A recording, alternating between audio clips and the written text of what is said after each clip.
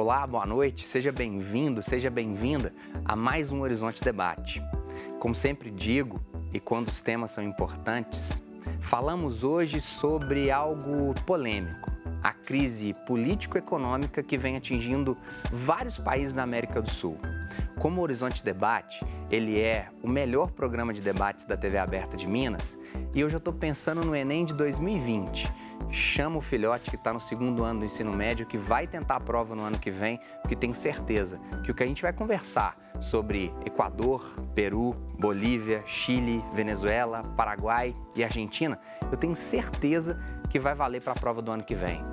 Esses países foram marcados por manifestações populares, distúrbios políticos e confrontos no ano de 2019. Lembrando que todos esses acontecimentos acendem um grande alerta internacional sobre a instabilidade na América do Sul e gerando consequências graves e talvez irreversíveis. Para entender melhor o tema, nós vamos conversar com Eduardo Milhomens, doutor em Direito Penal pela PUC Minas, mestre em Ciências Jurídico-Criminais pela Universidade de Lisboa e coordenador estadual de Minas Gerais do Instituto Brasileiro de Ciências Criminais. Marina Escotelaro, doutora em Relações Internacionais pela PUC Minas, pesquisadora associada e pós-doutoranda na Universidade de Brasília. Tem como áreas principais de investigação estudos sobre mundialização, América Latina, processos de integração regional e pós-colonialismo. E Bruno Rangel, historiador, especialista em História da Cultura, da Arte, professor da rede particular de ensino. E principalmente a sua participação com a gente. Eduardo, Marina, Bruno, eu queria primeiro começar com um gatilho.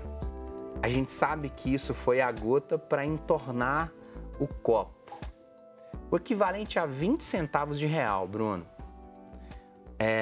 Para o telespectador da TV Horizonte entender, a passagem de metrô em Santiago, ela oscila ao longo do dia. Ela é mais cara na hora do rush e mais barata nas horas de menos procura. O que foram esses 20 centavos, Bruno, na sua opinião, para desencadear uma manifestação de proporções, Marina, me corrija, de proporções épicas para o continente? Sim. Boa noite, Jairo. Boa Obrigado. Noite, Eduardo, Marina. Boa noite ao telespectador. Os 20 centavos, na verdade, ele é a gota d'água, né? Uhum. Se a gente pensar na identidade cultural chilena, a gente vai remeter a, sobretudo, uma população indígena, né, os Mapuche, que são excluídos, marginalizados ali do convívio social e que têm uma dificuldade de inserção nessa sociedade. O Chile vem adotando, desde o governo de Pinochet, uma política liberal, né, de abrir o mercado, e isso tem causado uma intensa pauperização da sua própria população, né? A gente pega, por exemplo, uma previdência privada que dificulta as pessoas se aposentarem. Então, esses 20 centavos, na verdade, eles são um gatilho, como você disse. Eles coroam toda uma insatisfação popular com práticas liberais que não incluem as pessoas, mas que visam estabelecer determinados critérios, determinados interesses naquela sociedade chilena. Marina, eu costumo dizer que a TV Horizonte, com a sua credibilidade, as pessoas que assistem o Horizonte Debate querem a opinião dos convidados que a TV Horizonte selecionou a dedo. Vocês são selecionados a dedo para virem para cá para debater o tema. Como o Bruno é uma autoridade eleita e escolhida pela TV Horizonte para falar sobre o tema, eu fiquei confuso agora. Porque o Chile foi apresentado por muitos brasileiros que fazem turismo, em especial da classe média alta, que dizem que Santiago, Valparaíso, que o Chile é um grande exemplo, que a gente tinha que virar o Chile. Quando Paulo Guedes, né, ministro da Economia do presidente Bolsonaro é eleito, apresenta o Paulo Guedes como posto Ipiranga, ele fala que o Chile é esse lugar que ele mira como um exemplo, inclusive para a questão da reforma da Previdência. Eu não estou entendendo isso que o professor Bruno colocou e a realidade que nos foi apresentada. Então, boa noite a todos, convidados. Muito prazer de estar aqui com todos vocês discutindo um tema que, tradicionalmente, enfim, eu não vejo uma discussão profunda sobre temas como esse, um debate como esse, na maioria de canais de TV aberta. Então, é louvável fazer esse tipo de iniciativa. Bem, falando sobre os 20 centavos, me lembro das ondas de manifestação que ocorreram no Brasil alguns anos atrás, e um dos lemas que me chama a atenção é: não é pelos 20 centavos. Uhum. Os 20 centavos pode ter sido o gatilho, mas desde anos 70, meados dos anos 80, o modelo de reforma neoliberal que foi implementado na América Latina, numa onda de privatização, retração de direito trabalhista, por um lado, foi capaz de permitir a emergência de um determinado tipo de classe média, que naquele momento especificamente pôde acessar determinados tipos de serviço que outrora não eram tão viáveis assim, mas pelo modelo econômico implementado, esse modelo de previdência privada, por exemplo, faz com que, ao longo das gerações ou a cada movimento intergeracional, este movimento não se sustente enquanto uma pirâmide demográfica. Bem, em termos de pirâmide demográfica, eu estou querendo dizer que a gente precisa de uma base jovem, alargada, para que quando essa população chegue numa idade economicamente ativa, que varia de 18 mais ou menos a 60 anos, isso de um modo geral,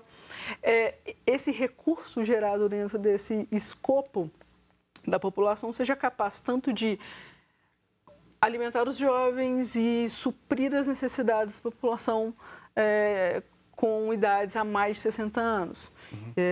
Neste sentido, o problema da reforma da Previdência brasileira tem tentado ser solucionado desde os anos 2000. O governo Lula falha, 1 e 2, o governo Dilma falha, o governo Temer não consegue.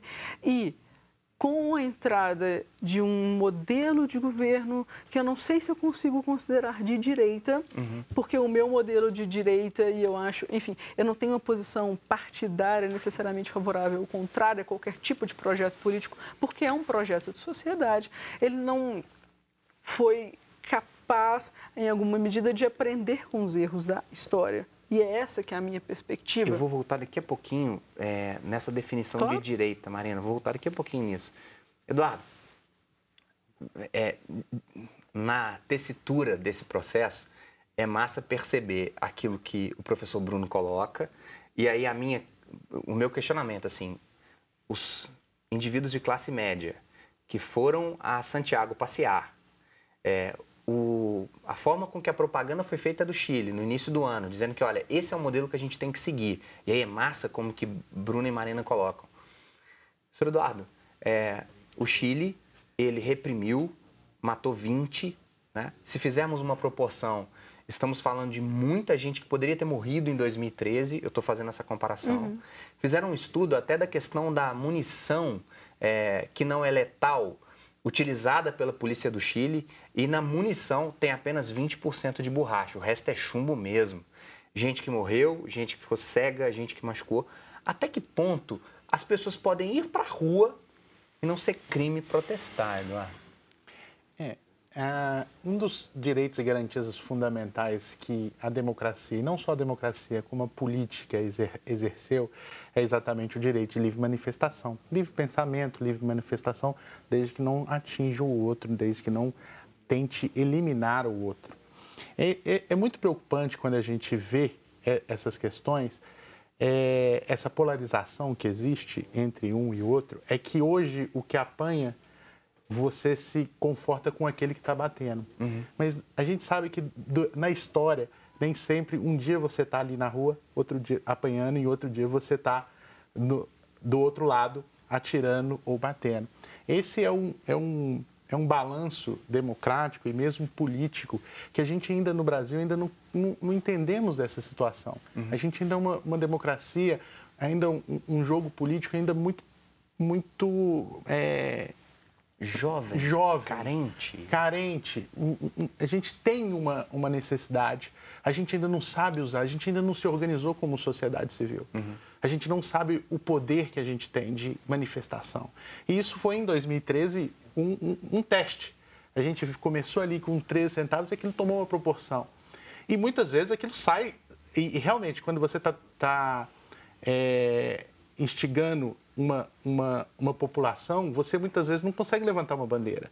Muitas vezes você acha que você está levantando uma bandeira e que todo mundo vai atrás de você, mas ali o sentimento comum é de insatisfação. Não quer dizer que você goste de A, de B, de C, é um sentimento de insatisfação. Então a gente via a gente não via tanto essa polarização aqui no Brasil em 2013, como a gente vê hoje nas manifestações que estão do Chile e na Colômbia agora, na Venezuela, na Bolívia, aquilo, né, se expandindo e tomando outra proporção.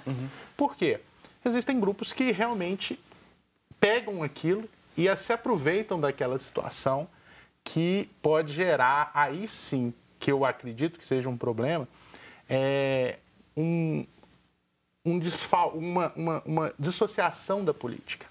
Hoje que a gente encontra que muitas pessoas ficam insatisfeitas com a política e não com o político. A política é importante.